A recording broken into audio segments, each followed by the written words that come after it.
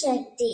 என் அன்பு தங்கமே, நீ உன்னுடைய வாழ்க்கையில் சில உறவுகளை பிரிந்திருக்கின்றாய்.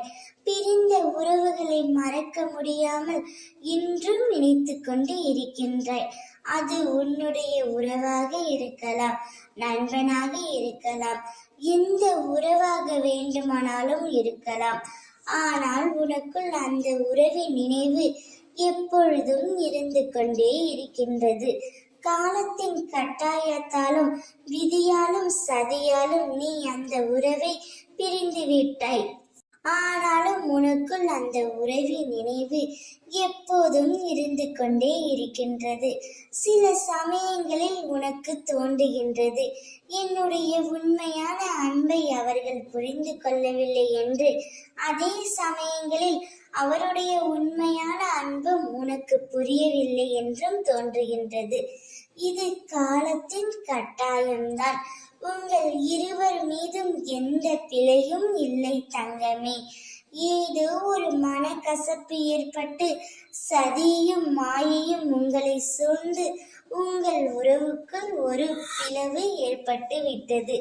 விருப்பத்துடன் பிரிவு ஏற்படவில்லை என்றாலும் ஏதாவது ஒரு காரணத்தினாலும் மாயை உங்களை சூழ்ந்து இப்பொழுது இப்பிரிவே ஏற்பட்டு உள்ளது.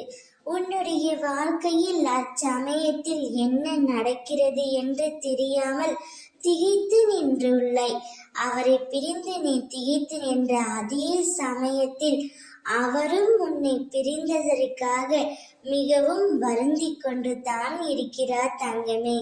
நீங்கள் இருவரும் ஒருவர் மீது ஒருவர் பிரிந்து இருந்தாலும் ஒருவரை ஒருவர் சிந்திக்காமல் ஒரு நாள் கூட கழிவதில்லை. அவருடைய அன்பை தவறாக புரிந்து கொண்டு விட்டோமோ அல்லது புரிந்து கொள்ள முடியவில்லையோ என்று நீயும் அவதிப்படுகின்றாய். அதே சமயத்தில் அந்த உறவும் உன்னை நினைத்து அவதிப்பட்டு கொண்டு தான் இருக்கின்றார்.